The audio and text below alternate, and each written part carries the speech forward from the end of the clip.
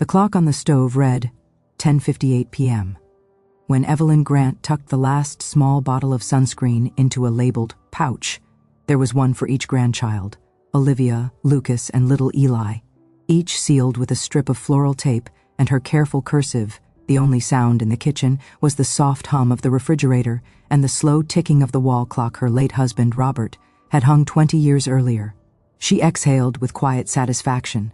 3 years of planning, 3 years of stretching, pension checks, skipping new shoes, selling old furniture, and tutoring online after midnight. All for the Hawaii trip. The one she promised would be a family memory no one would ever forget.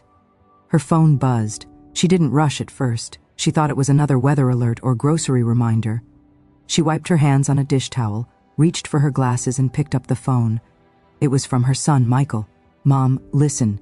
You don't need to come to Hawaii. Sophie wants it to be just her side of the family. You already helped enough by paying. Hope you understand."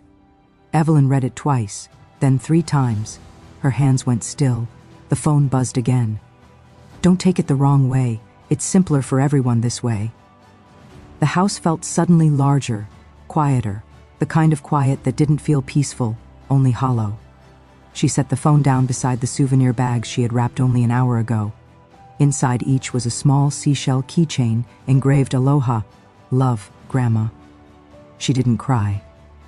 Instead, she looked around the kitchen, the same room where she once cut crusts off Michael's sandwiches, where she and Robert planned their first trip to Hawaii as broke newlyweds, where family birthdays used to mean warmth, laughter, and chairs pulled close. Now, she was a line item erased. No argument, no thank you, no voice call, just a text. Her eyes drifted to the small duffel bag by the door. Packed days early, 2 sundresses, her worn sandals, Robert's photograph in a wooden frame, and a lavender candle she intended to light on the beach in his memory. She reached out and gently unzipped the bag. One by one, she removed each item and laid them on the table. In the silence, the truth settled like dust in sunlight. She was good enough to pay, not good enough to be there, but beneath the ache, something else stirred. Not rage, not revenge, something colder, sharper, clarity. She picked up the phone again, not to reply, but to open her banking app. Her finger hovered above a button she had never touched before. Freeze account, pause all linked transactions. She didn't click, not yet. Instead, she whispered to the empty room, as if Robert was still there to hear it. "I see it now." Then she closed the app, turned off the kitchen light, and walked down the hall without another sound. But pain has a way of waking up old memories, and Evelyn was about to remember why this trip mattered more than anyone knew. Morning light crept softly into Evelyn Grant's kitchen, casting pale gold across the souvenirs still laid out on the table. She hadn't slept, not really. Her body rested, but her mind wandered back through decades, far beyond the text message, beyond the duffel bag, to the first time Hawaii had ever meant something to her. She was 24 then. Robert was 26. They were young, broke, and wildly in love. The flight tickets to Maui had been their entire wedding gift to themselves. She remembered the smell of salt the moment they stepped off the plane, the way Robert laughed when his suitcase never arrived. For 7 days, they shared 1 bag of clothes, 1 bar of soap, and 1 too-small bed in a faded seaside motel. It was imperfect, unpolished, and utterly unforgettable. Robert had gotten sunburned so badly that he wrapped himself in a bedsheet and wore it like a knight's cape for 2 days. She took a picture, him standing on black sand, arms outstretched, wind in his hair, foolishly bright and alive. That photograph, the one she had planned to place on the table in the villa? It was lying on the counter now, next to the lavender candle he used to light when his nightmares got too loud. She reached for it. Her fingers lingered on the frame, the wood warm from sunlight. She whispered, barely above a breath, "I tried, Robbie. I really tried." Because the trip wasn't just a vacation. It was a promise, a final bridge between the past she cherished and the family she still hoped to hold together. She wanted her grandchildren to see the ocean their grandfather adored, to hear the stories of how love once looked like laughter in a motel room and blistered skin from forgotten sunscreen. But somewhere along the way, Michael stopped remembering. He used to stand on a kitchen stool and help Robert crack eggs on Sunday mornings. He used to fall asleep on Evelyn's lap during thunderstorms. He once wrote her a Mother's Day card that said, "You're my hero, Mom. You make the world safe." Now he sent text messages like invoices.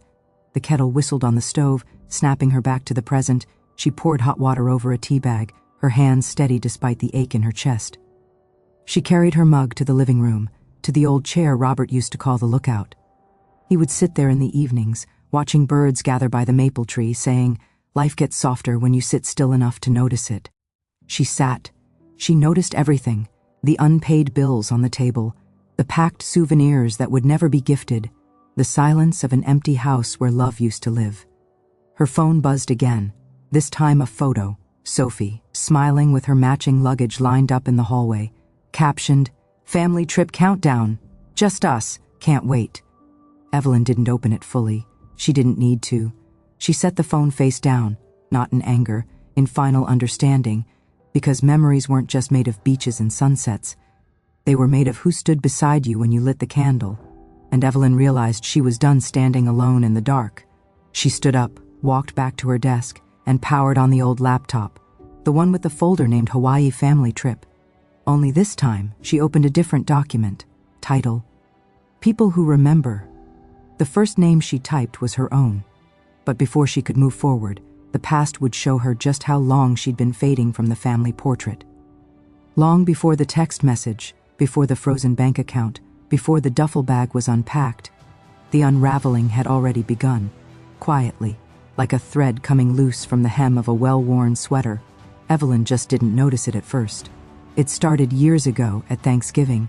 The family was gathered in the living room, plates balanced on their knees, the fireplace flickering. Someone suggested a group photo. Evelyn stood up, smoothing her blouse, ready to join. But Sophie's voice cut through the chatter. "Let's do one with just the kids first. Just our little family." Click, laughter, flash, then one with my parents. Click. By the time they were done arranging and rearranging, someone said plates needed clearing. The camera was set aside. No one asked Evelyn to step into the frame. The next year, she brought matching scarves for the grandkids, hand-knitted in soft pastels. Sophie thanked her politely, but didn't let the kids wear them for the Christmas photo. They wore the red and white sweaters her own mother had bought instead. Michael just said, "Mom, don't take it personally.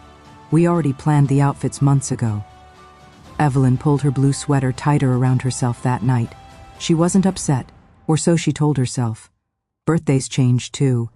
They used to be at Evelyn's house, balloons taped to cabinets, Robert grilling burgers in the backyard, kids chasing fireflies at dusk. But after Robert passed, the parties moved to Sophie's mother's home. The first time, Evelyn was told the day before.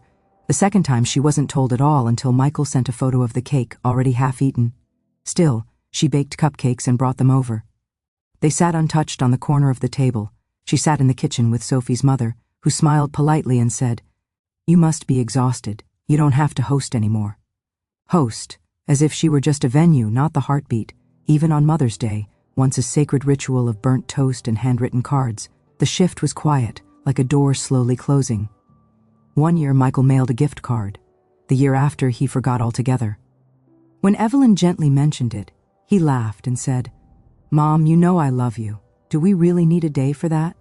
Maybe not. But she remembered the years she'd woken at dawn, making breakfast trays and drawing hearts in the jam for him.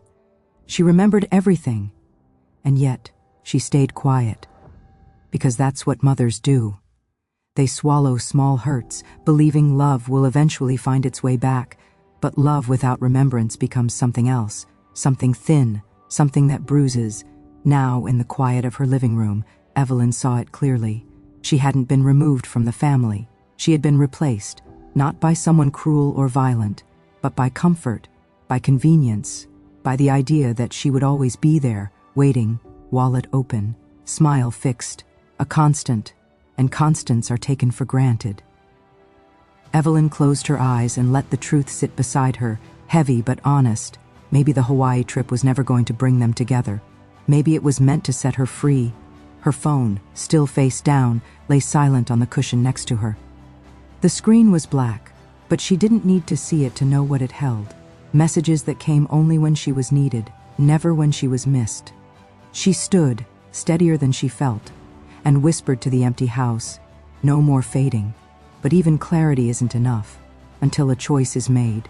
and Evelyn was about to make one that would echo all the way to the airport gates. The wind outside rattled the windows as evening slipped quietly into Evelyn Grant's house. The kettle was cold. The souvenirs remained untouched on the table. The duffel bag sat unzipped, sagging slightly as if it too had exhaled the weight of disappointment. Evelyn sat before her laptop, screen illuminating her lined face in soft blue light. The banking portal was open. Her travel fund account, $21,784.56, glowed at the top. 3 years of sacrifice, scraped one small choice at a time. Skip the new shoes, save, turn down the heater, save, tutor one more student even though the screen gave her headaches, save, sell Robert's old record collection, then sit in the garage and cry alone, save. Every dollar was a memory she had hoped to give. But now? Those memories weren't for her. She scrolled to the settings tab. Her mouse hovered over the option she'd never thought she'd use. Freeze all linked transactions. Account holder authorization required. Her heart drummed, not from doubt, but from the finality of what came next. She thought about calling Michael, giving him one last chance to say, "Mom, I'm sorry. Come with us." But she knew better. If she called, the words wouldn't come out. She would soften, she would surrender, and no one would hear her break. Instead, she clicked open a blank document beside the banking tab. She titled it, "For When They Ask Why." But she didn't type a single word because she already knew, if someone needs an explanation for dignity, they don't deserve it. Her phone buzzed again, this time from Michael. "Hey Mom, just confirming, did the rental car charge go through for tomorrow? Sophie needs to finalize some things. No apology, just logistics, just another transaction." Evelyn let the screen dim instead of replying. Her eyes drifted to Robert's photo resting on the nearby table, he once told her, while sitting by the campfire on their 30th anniversary trip. "One day you'll have to choose peace over people, and when that day comes, don't hesitate." She whispered toward his smiling image, "I'm choosing now, Rob." Her hand steadied. She clicked the button. A small prompt appeared in the center of the screen. "Are you sure you want to activate freeze mode? All outgoing charges will be paused immediately. Linked cards will be declined until reactivated." Yes. No, Evelyn didn't blink. Yes. A second prompt appeared. "Confirm account holder identity. Type your full name." She typed, "Evelyn Marie Grant." Click. A loading circle spun. Then stopped. Status, frozen. No confetti, no sound. Just silence. And for the first time in years, it felt like control. She closed the laptop, walked to the kitchen, turned the duffel bag inside out. She placed Robert's photograph back on the mantel, beside the lavender candle. Then she looked at the empty space where her suitcase used to be, and felt something unfamiliar. Not sadness, not revenge, relief. They would board that plane without her. But they would do it without her money, too. At 8:17 a.m., the next day, while Evelyn sipped tea in her quiet kitchen, the first declined card would echo through the airport like a bell nobody saw coming. At 8:17 a.m., the sun had just begun soaking the kitchen in pale orange when Evelyn Grant lifted her teacup to her lips. Steam curled gently above it. Outside, birds hopped along the fence. It was quiet, soft, ordinary. Hundreds of miles away in the bustling terminal of LAX airport, the morning was anything but ordinary. Michael stood at the airline counter, passport in hand, his children tugging impatiently at his sleeve. Sophie adjusted her wide-brimmed straw hat, already dressed for paradise. White linen, sunglasses perched on her head, confidence radiating.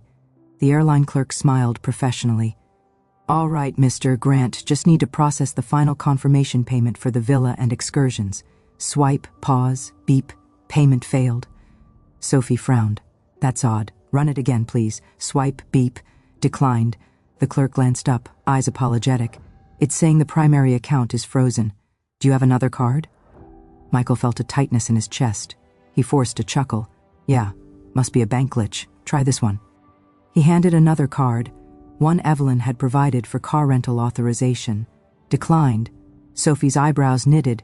Her parents, standing behind with matching neck pillows and travel pillows, exchanged anxious looks. "Try the third one," Sophie said, voice thin. Again. Declined. A line began forming behind them. Someone sighed. Someone else whispered. Michael's phone buzzed in his pocket. He pulled it out. No new messages from Mom. He dialed her number. The call rang once, twice, straight to voicemail. He tried again. It rang. "Come on, Mom. Pick up. Voicemail." The airline clerk cleared her throat softly. "Sir, without those payments, I can't release boarding to the Villa transfer service or finalize your ticket add-ons." Sophie stepped forward, voice low. "Is there any way to—" "Ma'am," the clerk interrupted gently, "all linked transactions from the funding account have been locked by the account holder." Michael froze. Account holder. There was only one. Back in her kitchen, Evelyn placed her tea down carefully. Her phone, lying face down on the table, vibrated silently. She didn't turn it over. She didn't need to. She knew exactly what was happening. She walked to the window and opened it a little wider. A cool breeze drifted in, carrying the faint smell of cut grass. She closed her eyes and breathed, slow, steady. Her phone began to ring again, then again. Voicemail. Silence. Ringing. Michael's voice, desperate now, filled the voicemail. "Mom, hey, it's me. They're saying the card's been blocked. I don't know what's going on, but can you please check? The kids are getting upset. We're boarding soon. Mom, please." Evelyn didn't listen to the whole message. She pressed and held the power button on her phone. Screen off, silence, no more buzzing. Meanwhile, at gate 74B, Sophie was pacing, whispering furiously into her phone. Her mother muttered under her breath, "I told you this was a bad idea depending on her." Olivia, small and confused, tugged on Michael's sleeve. "Daddy? Are we still going to see the turtles?" Michael swallowed hard. "We will, sweetheart. I just need Grandma to call back." But Evelyn didn't call back, not out of spite, but because sometimes silence is the only way to be heard. But as the plane time drew closer and panic grew louder, one final voicemail would arrive, one that didn't ask for money, but something far more fragile. By 9:02 a.m., the airport terminal was no longer filled with excitement. It pulsed with unease. Michael stood beside the gate windows, phone pressed to his ear, watching planes lift into the sky while his own family's plans crumbled on the floor beneath them. Sophie was at the counter again, voice sharp but controlled. Her parents hovered nearby, whispering to each other in tight tones. The children sat cross-legged on the floor, restless and confused, their matching Aloha crew shirts now wrinkled. The airline attendant, patient but firm, repeated for the third time, "I'm sorry, sir. All cards connected to the primary account are restricted. There's nothing I can do until the account holder approves the charges." And there it was again. Account holder. Not shared. Not family. Just one name. Evelyn Marie Grant. Michael's phone vibrated. Voicemail. 7 new messages. He didn't need to listen to know the tone. Frustration. Disbelief. Urgency. He had left them. But now something inside him softened. Not anger. Not yet. Something like fear. His thumb hovered over "Call Mom." He tapped. Ring, ring, ring. Then her voice. Not Liv. Automated. Warm. Tired. Familiar. "You've reached Evelyn. Please leave a message." The beep. He inhaled shakily. "Mom, please. I know you're upset. I know the text was not right." He paused, glanced over at Sophie, who was pacing with her arms crossed tightly. "The kids are scared. Everyone's staring at us. Just please unlock the account, and I promise we can talk when we get back. Please." His voice cracked ever so slightly on that last word. He ended the call. Meanwhile, miles away, Evelyn sat in the small sunroom, the one Robert once called the lookout, sipping lukewarm tea. Her phone lay powered off beside her, deliberately silent. She wasn't smiling. She wasn't angry. She was still in a way she hadn't felt in years. Beside her sat the lavender candle she once intended to light on the Hawaiian beach with her family gathered around. She touched the wick gently, voice barely above a whisper. "You would have told me to stand my ground, wouldn't you, Robert?" And somehow, in the quiet, it felt like he did. She stood, moved to the desk in the corner, and opened a notebook. Aged, edges curled, pages soft from years of tears, prayers, and grocery lists. She turned to a blank page. At the top she wrote, "The ones they overlooked." And beneath it, "Helen Parker, widow, hasn't left the county in 18 years. Margaret Reyes, lost son, lives alone in a quiet apartment. Diane Harper, caregiver to a mother who no longer remembers her name. Florence Avery, 79, never seen the ocean." These weren't pity names. They were women who, like her, had been present all their lives, just unseen. Back at the airport, the gate announcement echoed overhead. Final boarding for Flight 2035 to Honolulu. All remaining passengers, please approach the gate. Michael looked at his wife. Sophie looked at her phone. Neither moved. Instead, Michael pressed call one more time. Voicemail, again. But this time, his voice was different. Lower, smaller. Mom, not for the money. Why didn't you say something? Why didn't you tell me we were losing you? He didn't know it yet, but that message would never receive a reply, because Evelyn had already said everything. She said it with silence, but the silence wouldn't last forever. Soon the refunds would start arriving, and Evelyn's next decision would change everything. By the time the plane took off, without a villa, without transportation, without certainty, Michael and Sophie sat in silence, their children pressed against the airplane window, unaware of the storm beneath their feet. Evelyn did not watch the flight tracker. She didn't pace, she didn't cry. Instead, she opened her curtains wide and let the morning sun flood the room. At 10:13 a.m., the first notification appeared on her laptop screen. Refund initiated. Pacific Shores Villa. $8,400 returned to primary account. She stared at it for a long moment. Then another, Hawaii excursion package, $2,175.50 refunded. Then another, airline taxes and fees, reversal processed. It was like the tide returning what had been taken. One transaction at a time, her 3-year sacrifice began rolling back to her, like the ocean exhaling onto the shore. She pressed her fingers gently to her lips, not in shock, but in quiet reverence, because this wasn't revenge. It was restoration. The money wasn't what she grieved, it was what it represented. Love she kept giving to people who no longer saw her. By 2 p.m., 6 emails had arrived, all with the same subject line: refund completed to the account of Mrs. Evelyn Marie Grant. Outside, a breeze moved through the open window, brushing against the lace curtains. She could hear wind chimes, a gift from Robert on their 35th anniversary, softly singing. She walked to the kitchen, made herself lunch, washed her cup. Her phone remained powered off. Across the ocean, in an airport in Honolulu, Michael stood in line at customer service, arguing quietly with a rental car company representative. Sophie, exhausted and sunburned by frustration rather than sunlight, scrolled through hotel websites that required immediate payment. Every card was either maxed or declined. Her mother sat slumped in a plastic airport chair, arms crossed, lips tight. Olivia tugged on Michael's sleeve. "Daddy, where's the house we're staying in?" He didn't answer right away, because he didn't know. That evening, back at home, Evelyn sat at the same table where the souvenir bags once lay. One still sat unopened, the one meant for Lucas, with a little wooden turtle charm. She didn't pack it away. She didn't throw it out. She just left it there, a memory of intention, a monument to what could have been. Then, as the sun dipped beneath the horizon, she did something she hadn't done in years. She opened a fresh document on her laptop. Title, New Journey. Under it, she typed softly, 6 plane tickets, oceanfront villa. 2 shared rooms, candles for Robert, a table big enough for everyone to sit and be seen. Then she flipped open her worn address book. She turned to the page titled Church Friends. She circled 6 names. Women who sent birthday cards when her own son forgot.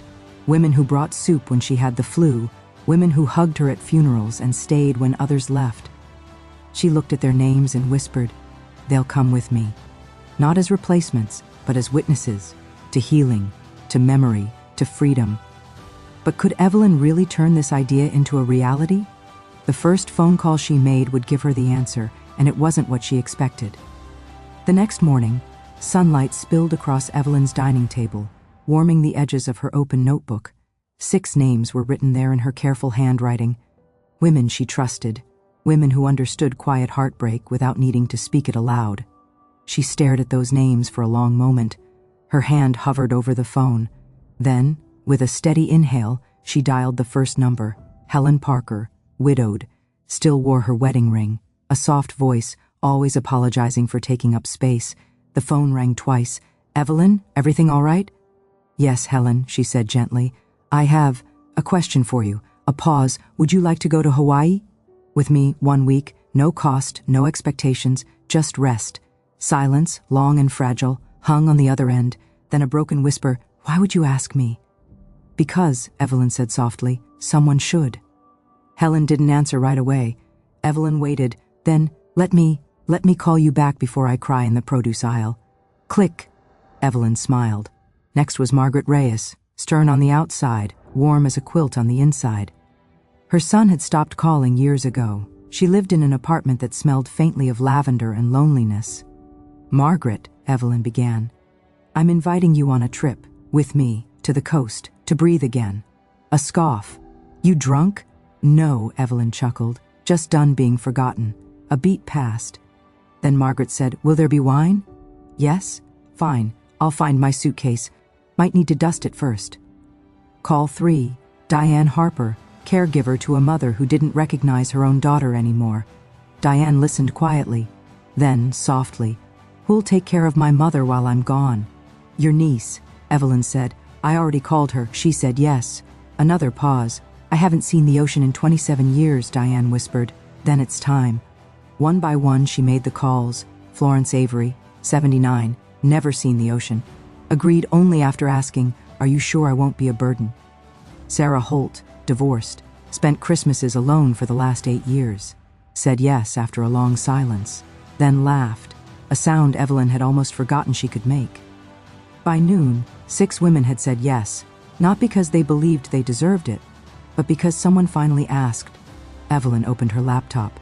She booked flights, reserved a villa, ocean view, 6 beds, 1 long wooden table, ordered fresh leis for their arrival, requested extra lavender candles, and this time, every document, every receipt, every confirmation was under her name alone.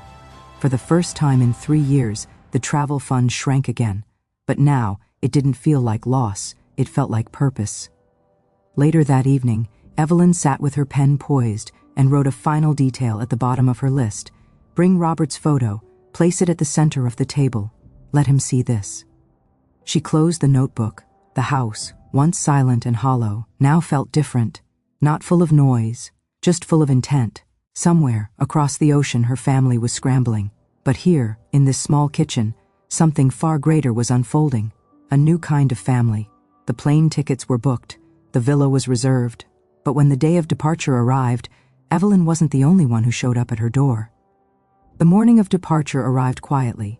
No fanfare, no panic, just soft light spilling across Evelyn's maple wood floor. It was 5:42 a.m. when she slipped into her worn cardigan and poured herself a cup of coffee. The house smelled faintly of lavender and fresh laundry. By the door sat her suitcase, no longer the small duffel she once packed for the family trip. This one was larger, sturdy, wrapped with a faded blue ribbon Robert had tied on their last vacation together so she could spot it among a sea of strangers. Beside it lay 5 more suitcases, each tagged with a name written in elegant cursive. Helen, Margaret, Diane, Florence, Sarah, 6 women. 6 stories stitched with loss, 6 hearts brave enough to say yes. At 6:10 a.m., the first car pulled into the driveway. It was Margaret, hair in curlers, suitcase older than Evelyn's grandchildren, clutching a thermos as if it were courage. She stood hesitantly at the doorstep. You sure this isn't crazy? She asked. Oh, it's absolutely crazy, Evelyn smiled. That's why we're going. By 6:22 a.m., Helen arrived, clutching her late husband's hat like a prayer. She stepped inside, saw the packed bags, and whispered, So, this is real? It's real, Evelyn said. Next came Diane, shoulders tense from years of caregiving, eyes tired but alive. Then Florence, holding her ticket like it might vanish. Then Sarah, laughing nervously as she wheeled her floral print suitcase up the driveway. They were all there, except one, a knock, unexpected. Evelyn opened the door, and there stood Michael. No suitcase, no smile, just red-rimmed eyes and breath that looked like it had been held too long. Mom, he said, voice low, can we talk? The air in the hallway shifted. Behind her, the women fell silent. Margaret crossed her arms. Helen clutched the hat. Diane watched cautiously. Evelyn's hand remained on the doorknob. I'm leaving soon, Michael. I know, he said. I just need a minute. She stepped outside, closing the door gently behind her. They stood on the porch where he once carved pumpkins, where Robert once taught him how to tie a sailor's knot. I listened to your messages, Michael said. All of them. I know, Evelyn replied. His voice trembled. Why didn't you tell me you felt like this? Why didn't you tell me we were losing you? She looked at her son, grown, tired, still a boy somewhere behind his eyes. I tried, she said softly, but you weren't listening. He swallowed hard. We never meant to hurt you, but you did. Silence stretched between them, not angry, not loud, just honest. Mom, he whispered, are you really going without us? She nodded. Yes, this time. I am. His eyes glistened. Will you come back? Yes, she said, but I won't come back the same. A tear slipped down his cheek. He didn't ask for money. He didn't ask her to stay. He just nodded. Okay. And for the first time in a long time, he hugged her. Really hugged her. When he stepped back, Evelyn whispered, Take care of your children, Michael, and listen to them. Really listen. He nodded. She turned, opened the door. Inside, 6 women looked at her, not with pity, but with quiet admiration. You ready? Margaret asked. Evelyn smiled. Yes. The airport awaited. But what none of them expected was the feeling that would wash over them the moment their feet touched Hawaiian soil. The plane wheels touched the Hawaiian runway with a soft tremor, like a heartbeat finding rhythm after a long silence. The cabin filled with the chorus of unbuckling seatbelts and quiet gasps as passengers lifted window shades to reveal what looked less like land and more like a painting. Emerald mountains wrapped in mist, waves curling like silk ribbons against golden sand. For a moment, the 6 women sat still. Evelyn looked out the window. The same warm air that once greeted her and Robert decades ago now brushed against her again. Older skin, same soul. She closed her eyes and whispered, We made it, Rob. Behind her, Florence clutched the armrest. Is that really the ocean? Evelyn smiled. Yes, Florence, that's the ocean. Florence, 79, who had only ever seen water in bathtubs, in rain puddles, in photographs, pressed a trembling hand to her chest. I didn't know it was so big. Neither did I, Evelyn said softly, though she'd seen it before. Not like this. They exited the plane slowly, not rushed like tourists chasing an itinerary, but reverently like pilgrims stepping onto sacred ground. A young airport greeter placed a soft white lei around Evelyn's neck, one for each woman, orchids, plumerias, and island breeze tucked into petals. Welcome to Maui, he said. Margaret leaned close to Evelyn and whispered, People are staring. Let them, Evelyn replied. Outside, the air felt alive, warm, salted, humming faintly with ukulele music. Palm trees swayed like they had nowhere better to be. The sky was so blue it felt unreal. A black transport van pulled up, exactly as Evelyn had arranged. No luxury limo, no pretentious banners, just enough space, just enough peace. The driver, a kind-eyed man named Kai, lifted their luggage. You ladies celebrating something special? Evelyn thought for a moment. Yes, she said. We're celebrating being seen. The women climbed into the van. The doors slid shut with a soft click. The drive along the coastline was quiet. No one spoke much. They didn't need to. The sound of waves crashing against volcanic rock filled the silence better than any words could. Diane pulled out her phone and recorded out the window. My mother won't remember any of this, she said quietly. But I will. Helen wiped a tear. I never thought I'd leave my town again. And now you're here, Evelyn replied. Kai pointed ahead. We're almost at the villa. The road curved, and the villa appeared. Whitewashed walls, wooden beams, wide glass doors that opened to the sea. Not extravagant, just beautiful, honest, like something built for rest, not for show. As they stepped inside, the sound of the ocean greeted them from beyond the open terrace. The horizon stretched wide, infinite. In the center of the dining table, just as Evelyn planned, she placed Robert's photograph. The frame caught the light. She set a fresh lavender candle beside it. Florence touched Evelyn's arm. He'd be proud, you know. Evelyn nodded. I hope so. That night, as the sun melted into the ocean and painted the world in orange and rose, they gathered around that table, plates of fresh fruit, glasses of cool water, no drama, no tension, just peace, just presence, just women who had finally arrived somewhere they didn't have to earn. But it wouldn't be the ocean view or the sunset that broke them open. It would be the first candle Evelyn lit beside Robert's photo. The first evening in the villa unfolded slowly. like a page turning in a book no one wanted to rush. The sky outside blushed into hues of coral and violet as waves folded themselves gently along the shore. The doors to the veranda were open, letting the ocean breeze wander through the room. At the center of the long wooden table sat Robert's photograph, his smile forever caught in sunlight, hair tousled by wind, eyes full of laughter. Next to it lay the unlit lavender candle. The women took their seats, no assigned sides, no hierarchy, just quiet understanding. Evelyn stood, her fingers lightly touching the candle's glass jar. "This was supposed to be lit on a beach," she began, voice steady but soft. "With my children, my grandchildren, for Robert." Silence settled gently around the table, but I think, she exhaled, I think it was always meant for this instead, for people who understand what it means to give, and still be left out of the picture. No one interrupted, no one rushed her. She took a match from the small box in front of her. Her hands didn't shake. She struck it once. Flame. The match touched the candlewick, and a soft glow bloomed. Lavender and sea salt mingled in the air. One candle, one truth. Evelyn sat down.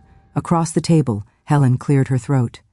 Can we say something? Just a word?" Evelyn nodded. Helen's eyes shimmered. If my husband could see me now, he'd say, "You finally did something for yourself." And I think he'd be right. She smiled through tears. Next was Margaret, arms crossed, though her chin trembled slightly. I spent years setting the table for people who never showed up. Tonight, I finally sat at one. Diane went third. I've been taking care of someone who doesn't remember my name. Tonight, someone remembered mine. They went around, one by one, Florence whispered. "I used to think the world ended at my front porch. Turns out, it ends where the ocean begins." Sarah exhaled a shaky laugh. "My ex-husband always said I was too quiet to matter. Look at me now, on an island crying into a bowl of pineapple." The room filled with soft laughter, real, unafraid. Then, all eyes turned to Evelyn.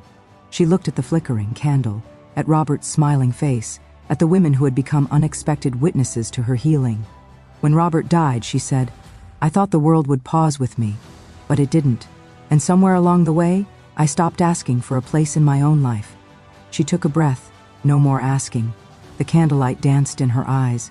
Outside, the waves kept their rhythm, as though agreeing. No one applauded. No one made a grand speech. They just sat there, women who had spent lifetimes being quiet, finally allowed to exist without shrinking. As the night deepened, the candle burned lower, and for the first time in years, Evelyn felt something settle into her chest. Not grief, not anger, belonging. But peace never stays undisturbed, not when the past still has her number. The next morning, an email from Michael arrived, and it wasn't an apology. The morning light in Hawaii was different. It didn't just rise, it bloomed, like watercolor spilling slowly across the sky. The sea shimmered gold, palm trees rustled softly, and inside the villa, all was still. Evelyn woke before the others. She wrapped herself in a light shawl and walked barefoot to the terrace. The breeze was gentle, carrying the faint scent of salt and plumeria. Robert's photo remained on the table from the night before, the lavender candle now just soft wax and a memory. For a moment, there was peace. Then, a soft chime. Her phone, face down on the wooden table beside her, vibrated once. Then again, she hesitated. The phone had been off for days, silent, safe. Last night, she'd turned it back on, not to listen, only to let the world exist again. She reached for it. One new email, from Michael Grant, subject, "Can we talk?" Evelyn didn't open it immediately. She looked at the horizon, first, the place where the sky kissed the sea, and only then tapped the screen. "Mom, I don't know where to start. We're back home now." The trip was not what we thought. Without the villa, we had to scramble. The kids were confused. Sophie was stressed. Nothing went the way we planned. "I know you're upset. I know what we wrote in that message was hurtful. Maybe it came out wrong. But we're family. That has to mean something. We're in kind of a financial mess now. Credit cards, last-minute hotels, change fees. If you're able, could you return the deposit we originally gave you for the trip? Or even part of it? I'm not trying to fight. I just want to fix things when we get back. The kids miss you. Please write back." Michael Evelyn read it twice. Not once did it say, "I'm sorry." Not once did it say, You were right. Not once did it say, we hurt you, just money, just inconvenience. They wanted a refund for betrayal. She looked at Robert's photograph, at his soft smile under island light. Deposit, she whispered, as if they ever paid into it. The money hadn't come from them. It came from her skipped doctor visits, her cold winter nights under 2 blankets to save on heating, her late-night tutoring sessions while her eyesight blurred. Across the villa, the others began to wake. Coffee brewing, laughter quietly echoing down the hall. Helen stepped onto the terrace, hair messy, eyes soft with sleep. Morning. Evelyn turned the phone face down again. Morning. Everything all right? Helen asked. Yes, she said, and this time it was true. She didn't reply to the email. Instead, she opened a new note on her phone and typed, "You don't owe people explanations for choosing peace." She saved it, closed the phone, let it rest beside the candle. Inside, Diane was setting out breakfast. Margaret was fighting the coffee machine. Sarah hummed an old hymn. Florence stood barefoot at the railing, letting the wind play with her silver hair. And Evelyn. She simply watched. She had no anger left, no guilt, only clarity. But clarity doesn't stop the past from knocking. What Evelyn didn't know was that back home, the family wasn't done asking, and the next message wouldn't be so polite. The days in Hawaii began to move like warm tides. Slow, soft, unhurried. Morning walks along the shore, shared breakfasts at the long wooden table, laughter that didn't feel borrowed or conditional. For the first time in years, Evelyn wasn't needed. She was simply welcome. But peace has a way of being interrupted. It was their 4th morning on the island when Evelyn's phone buzzed again. Not an email this time. A message. From Sophie. She hesitated before opening it. The others were eating papaya at the table, hair tousled, sun on their faces. Life felt light. She opened the message anyway. Sophie, Evelyn, I don't understand what point you're trying to make. You've punished us. We get it. But this has gone too far. The kids cried when we had to leave the resort. They keep asking why Grandma doesn't want to help us anymore. Another bubble appeared. Sophie, you're teaching them that money is more important than family. If you don't want to fix things for us, fine, but don't ruin it for Michael and the kids. Then a third. Sophie, you raised him better than this. I know you did. So act like it. Evelyn stared at the screen. No apology, no ownership, just blame. Wrapped in politeness, sharpened with guilt. She set the phone down, her hands didn't tremble. Behind her, Florence walked out onto the deck, barefoot, holding 2 cups of tea. She noticed the look in Evelyn's eyes. Another message? Evelyn nodded. Angry? No, Evelyn said, just familiar. Florence set 1 cup in front of her. You don't have to answer. I know. You don't have to explain. I know. They sat in comfortable silence, the kind that only exists between women who have hurt and healed and kept going anyway. Inside, the others began gathering their things for the day's excursion. Snorkeling at Molokini Bay, voices floated out through the open doors. Sarah's voice, did you pack the sunscreen? Margaret, no, but Evelyn brought like 30 bottles. Helen, laughing, of course she did. Evelyn smiled faintly at that. She picked up the phone again, not to answer Sophie, but to block notifications from her. Just for now. She opened her email, hovered over Michael's message, still unread, still unanswered. She clicked archive. Not delete, not reply, just away. Because some words don't deserve a home inside you. As the women gathered near the van outside, Diane approached her last. You okay? She asked. Evelyn nodded. Yes, truly. You're not thinking about going back early? Evelyn shook her head. No, for once in my life I'm not going back to fix something that broke itself. Diane put a hand on her shoulder, gentle, grounding. Good. They walked together to the van. Robert's photo, wrapped in cloth, sat safely in Evelyn's bag. The lavender candle, too, half-burned, waiting for its final night. As the van pulled away from the villa, ocean light flickering through the windows, Evelyn looked out at the sea. She didn't think of Sophie's words. She didn't worry how others might twist her silence. She thought only of this. Kindness is a gift, not a debt.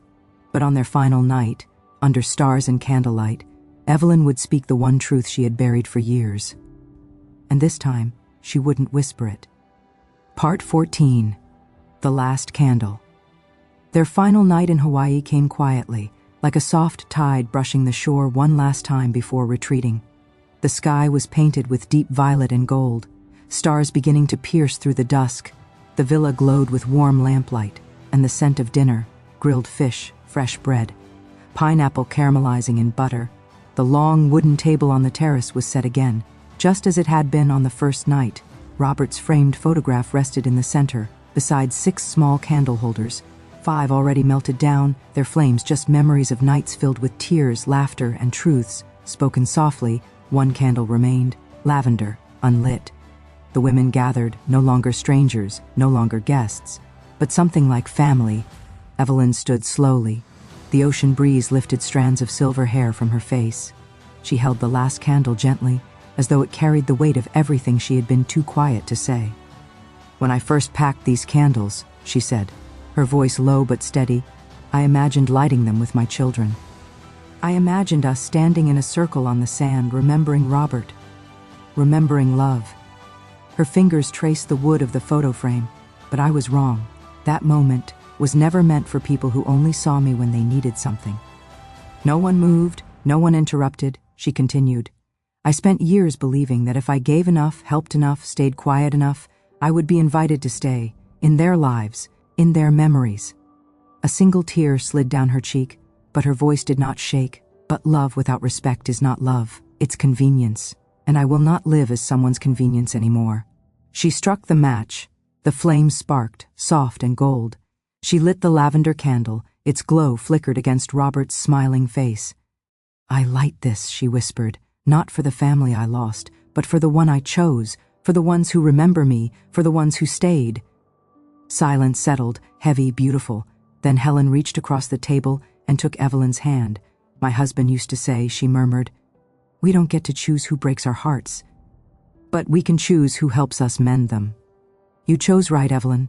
One by one, the other women placed their hands over theirs. Florence, Margaret, Sarah, Diane. No speeches, no applause, just presence. The kind of presence Evelyn had been begging for her whole life.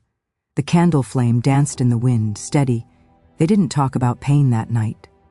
They talked about small things, about recipes and grandchildren, and how the stars looked brighter here than anywhere else. Later, after dishes were cleared and the sea whispered in the dark, Evelyn walked alone down to the shoreline. The sand was cool under her feet. She stood where the waves reached, letting them wash over her ankles, and she said, "To no one and to everything, I'm not waiting to be chosen anymore." Behind her, soft footsteps in the sand. The women had followed, not to comfort, not to intrude, just to stand beside her. Together they watched the horizon, where night met water, where endings met beginnings. But stories like this don't end with the ocean, they end with a choice, the kind you carry back home. And Evelyn was ready to make hers. Their final night in Hawaii came quietly, like a soft tide brushing the shore one last time before retreating. The sky was painted with deep violet and gold, stars beginning to pierce through the dusk.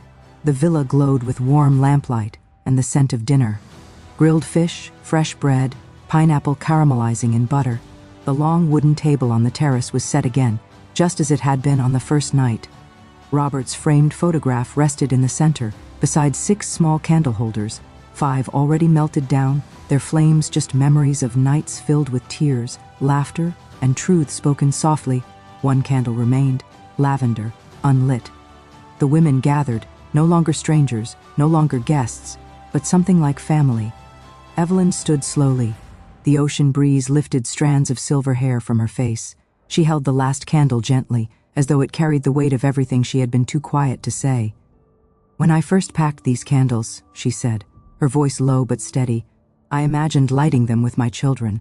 I imagined us standing in a circle on the sand, remembering Robert, remembering love."